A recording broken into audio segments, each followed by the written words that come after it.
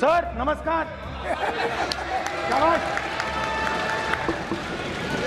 अयोध्या ने आपको मैसेज भेजा, अयोध्या ने। अध्यक्ष महोदय, मैं फिर कह देना चाहता हूँ, होई वही जो राम रचि राखा। यह है उसका फैसला जिसकी लाठी में नहीं होती आवाज़। जो करते थे किसी को लाने का दावा, वो हैं खुद किसी के सहारे के लाचार। हम अयोध्या से लाए हैं उनके प्रेम का पैगाम। हम अयोध्या से लाए हैं उनके प्रेम का पैगाम। अयोध्या से हम उनके प्रेम का पैगाम लाए हैं। अखिलेश यादव ने लोकसभा में अपने भाषण में एक बार फिर से रामनगरी का जिक्र किया, तो वहीं बगल में अयोध्या वाली सीट से जीत कर आए अवधेश प्रसाद को बिठाए रहे। उनसे पहले राहुल गांधी ने भी सोमवार को अपने भाषण में अयोध्या से आए संदेश की बात की थी और ये कहते हुए अवधेश कुमार से हाथ मिलाया था। यही नहीं, संसद की कार्रवाई के दौरान भी अक्सर अवधेश कुमार सपा नेता अखिलेश यादव या फिर नेता विपक्ष राहुल गांधी के आसपास ही दिखते हैं। अखिलेश यादव उनका परिचय हमेशा यही कहकर कराते हैं कि ये है अवधेश कुमार जो अयोध्या से जीत कर आए हैं। अवधेश प्रसाद पर राहुल गांधी और अखिलेश यादव की ये मेहरबानी अनायास नहीं है, इसके पीछे एक रणनीति है।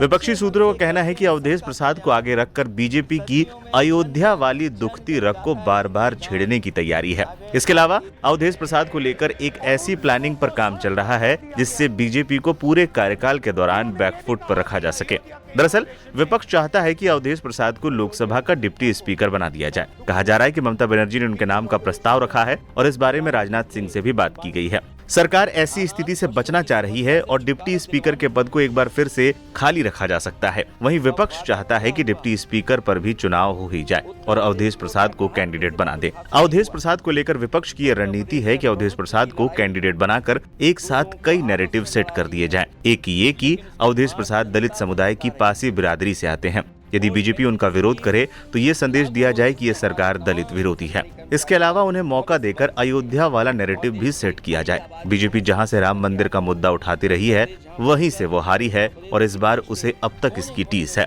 अवधेश प्रसाद को लेकर विपक्ष इसलिए भी उत्साहित है क्योंकि उनके नाम पर वो हिंदुत्व की पूरी राजनीति को ही खारिज करना चाहता है। इसके अलावा अवधेश प्रसाद ऐसा नाम है जिन पर पूरा विपक्ष एकजुट होता दिखता है। अखिलेश यादव और राहुल गांधी तो उन्हें साथ लेकर चल ही रहे हैं। इसके अलावा ममता बनर्जी भी अवधेश प्रसाद के नाम पर राजी हैं।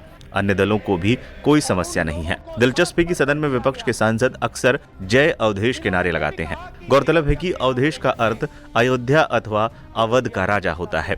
बता दें, फैजाबाद लोकसभा सीट से सपा सांसद अवधेश प्रसाद जीतकर संसद पहुंचे हैं। फैजाबाद लोकसभा सीट से अवधेश प्रसाद ने बीजेपी के लल्लू सिंह को हराया। सपा के अवधेश प्रसाद ने बीजेपी के लल्लू सिंह को 54,567 वोटों से शिकस्त दी। राजनीतिक जानकारों का मानना है कि रामनगरी अयोध्या को अपना शक्ति केंद्र मानकर लोकसभा चुनाव में उतरी बीजेपी को अयोध्या में मिली हार ने सबसे ज्यादा टीस दी है। यहाँ तक कहा गया कि बीजेपी के लिए यूपी में बाकी सीटों पर हार एक तरफ और अयोध्या की हार एक तरफ है।